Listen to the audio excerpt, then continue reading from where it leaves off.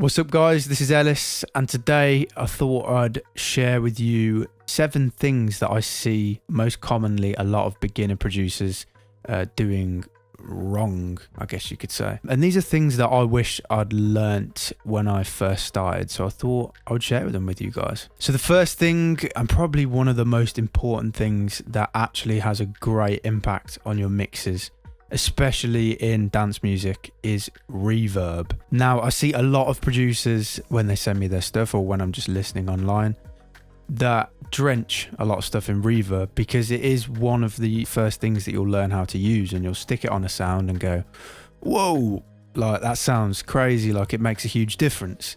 And reverb is great in certain situations, but you don't really need to be whacking it on everything. And for me as well, in my sort of production, I barely use it ever, especially in drops. I use it in kind of atmospheric sections to make things sound in the distant or to make things sound washed out, but I never just put it on there for the sake of it. 9 times out of 10, it doesn't actually make a sound better. And in this instance, I'm going to show you an example in the remix that I did for Noted. So I'm going to show you a version with reverb on all of the synths and the chops, the clap as well. And I'm going to show you a version after, which is the original version that I released.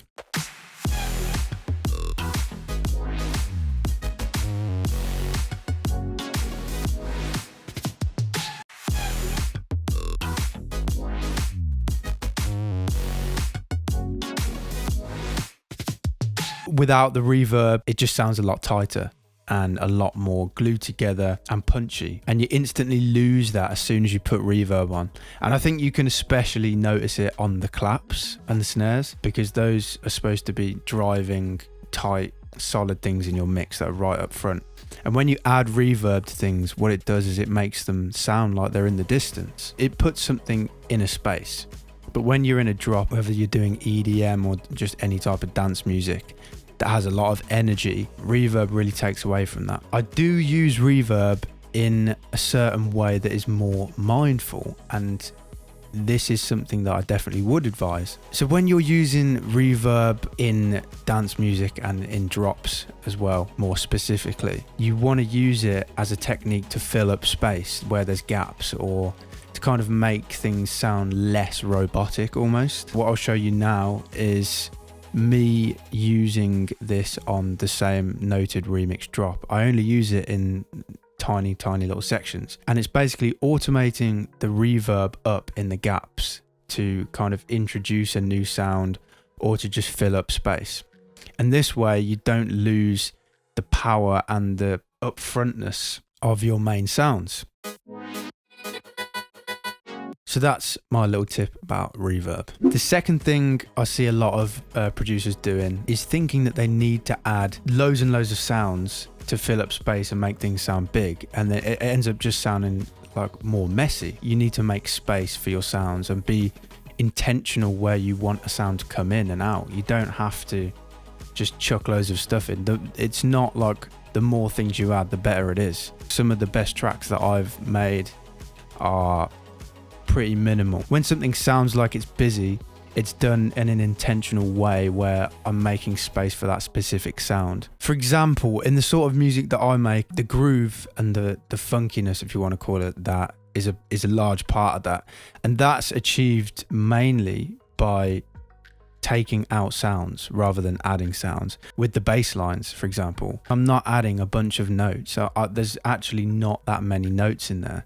It's where you add the notes and what you do with them that creates the difference. So I'll show you now an example again with this Noted remix, as if I was doing it by trying to fill up all the spaces in the song, and then the other example will be the final version.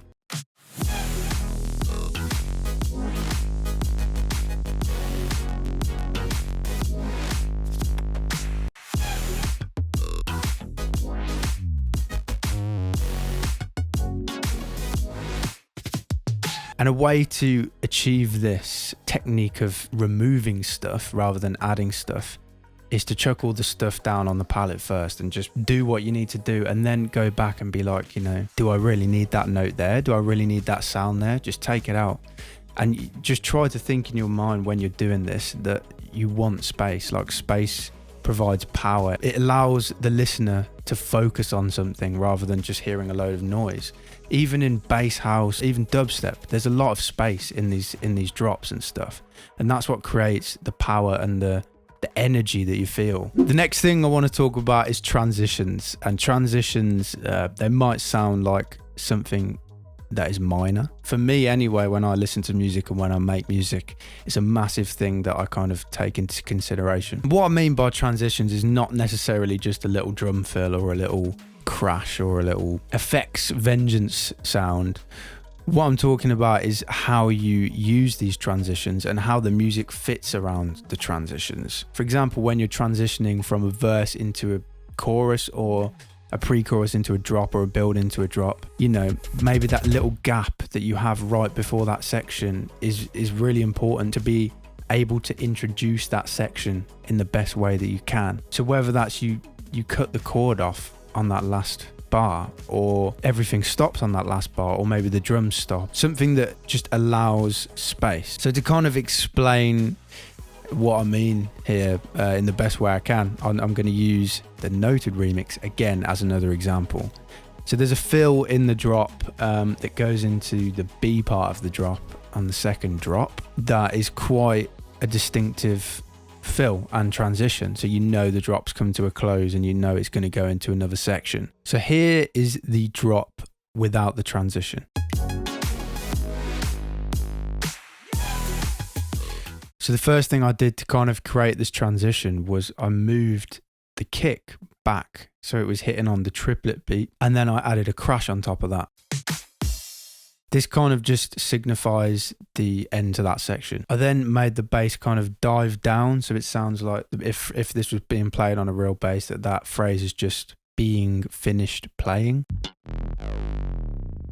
And then to kind of allow the listener to hear what's coming into the next section, I'm just adding in some reverses. So I've got like a reverse piano, the vocals being reversed, and a little riser. And then of course the drum fill, which is just basically an amalgamation of random samples.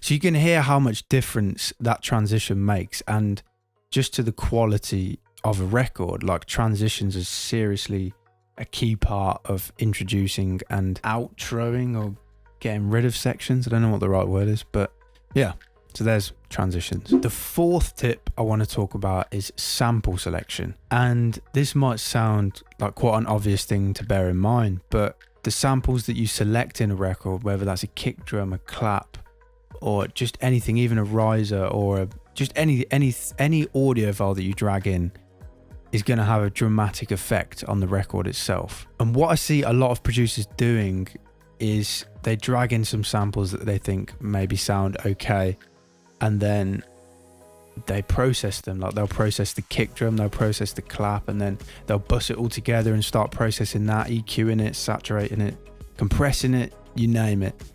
And that works, but only if you've chosen good samples that work together. More often than not, I guess I get asked, like, how do you process your drums?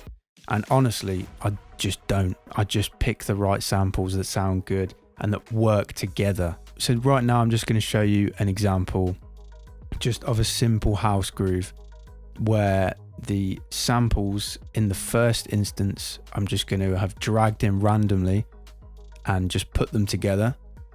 And then in the second one, I'm going to actually mindfully pick samples that work together and just spend a bit of time on it.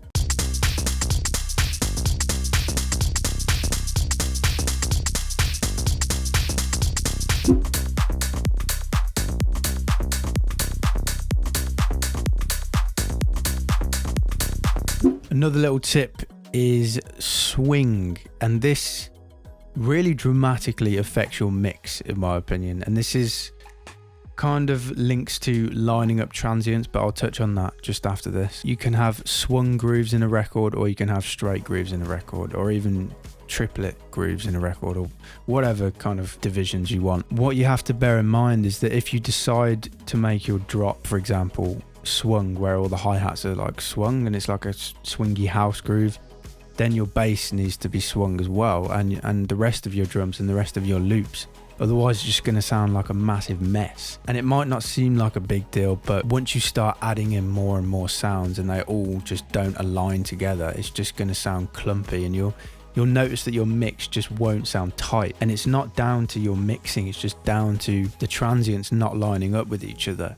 And if you want like a super clean, tight, punchy, in-your-face mix, that is a huge part of it. So right here, I've got this house groove where I'm swinging it. I'm using Logic's 16 swing D, and the bass line and the top loop are not being swung. They're just regular 16th notes. But you'll see if I turn on the swing now on the bass and the top loop as well, that everything just fits together so much better. And as I said about transients as well, this might not apply specifically to swing, but if something sounds a little bit off in your mix, maybe just dive in and just check that, for example, the shaker you're using or whatever is kind of aligning up with the kick drum and stuff, or if it's hitting slightly before, or there's a snare that's just hitting slightly off, or these things might be intentional, but if they're not, go in and check them and make sure that that's not where the problem lies. This one's a bit of a random tip, but it's something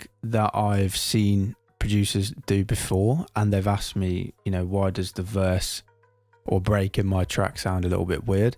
And this is sidechain. I've seen a fair few times producers in their breakdowns and stuff have sidechain switched on in their chords or their synths or their bass just because they had it on in the drop. And again, if this is intentional, then cool. But if you've got the sidechain switched on without even realizing, which when you start out producing, this is something you can easily kind of miss. It really just takes away from the power of the drop when it first hits. Because when you hear that like thumpy synths and those, you know, those pulsating synths that you hear in a drop, it's because it's being sidechained, and that's what provides the energy. And when you've got that going on in the verses and breaks too, that really just takes away, because it's all about contrast. You want them to be less energetic, because that's where the drop gets its power from, and you need to give each section its own kind of purpose. Next time you're producing, just go in and check that you've not got your sidechain switched on in the verse. And you can do this, say if you're using like volume shaper or kickstart, you can just automate the mix level down when you don't want it there. Now I want to talk a little bit about the stereo field. And this is something that you can play with as a producer and get some like really wide sounds and really thin sounds, and it's just fun to play around with. But you don't want to go too crazy with making everything too wide, because this doesn't make things sound wide. It just makes your mixes sound messier and also less compatible on mono sound systems that they'll have in clubs. So instead of adding a stereo imager to every synth you have in the drop, just think about, what do I want to be wide and why do I want it to be wide? And then think about, how can I make this wide? Can I use a chorus? Can I use a sample delay, which is the Haas effect, which is where you're delaying one signal from the other? Or can I double it if it's a live instrument? All of these different options you have to play around with. Another thing is, you don't want to use the same stereo processing on every single sound. You can kind of play around with different things, like I'll add a chorus on this lead to make it sound a little bit detuned and wide, and then on this bit I'm just going to add a sample delay, because it's different as well, and it doesn't sound like everything's in the same space over here. Like something can be here, something can be here, and then obviously the main thing is you need your dead center mono sounds, which are your bass, your kick drum, and in some cases your vocal. Those things are really important to have mono, because you want to hear them dead center in your face right there. And the bass and the kick drum, because they have frequencies below like 100 hertz that you just want to be mono. If you want your bass to be wider, there's a few things you can do, and I know like a lot of the time I have basses that are wider too. Is, for example, if you're just using one layer, you can go in to that thing, you can add a bus to that sound, and you can remove the low frequencies from that bust signal, and then you can add your stereo process in there so that it doesn't affect your sub. The sub is what you want to keep mono. You can also just add a bunch of layers on top of your bass that are wider, that just don't have anything below 100 Hertz in them. And just for a quick reference, I tend to use doubling with vocals and guitars and more live instruments to get that really nice width. This is just where you record the same signal twice, because no one's ever gonna sing or play that thing exactly the same. They're slightly different, so that super wide, one hard left, one hard right, and you got your width. I tend to use like a chorus on pad and chord sounds, and sometimes a sample delay just in random cases. Finally, this is something that is less about the technical producing side of stuff, but more about being able to work as efficiently as you can. And this is taking breaks. Loads of producers always think, I need to work through the entire night to get this finished. I need to work tomorrow. I still haven't found my sound. I need to keep working and working and working. This is true. You do need to put in the work and the effort in to succeed, but you will find that you'll just get ear fatigue. Your ears are so tired that they just can't hear problems in your sound. If you're just producing while you've got ear fatigue, you're just going to make music that isn't sounding great, even though you think it might at the time. So taking regular breaks is very important, and don't force your creativity as much as you might want to, because that's something that is natural and it will come to you. And there's times where you will go through writer's block and whatever, and there's a lot of things you can do to keep yourself inspired in those periods. Literally going and doing random stuff, do stuff that's out of your comfort zone to kind of gain a bit of inspiration and insight from a different side of you that you didn't even know you had. Don't overwork yourself. Okay, so those are the 7 things that I see a lot of producers doing that I think are super important things that you should focus on. I hope you guys can dive into your production workflow next time and maybe use a few of these tips. And as always, if you have any suggestions of what you want me to make a video on next, just don't hesitate to drop a comment or a DM on Instagram. Have a great week.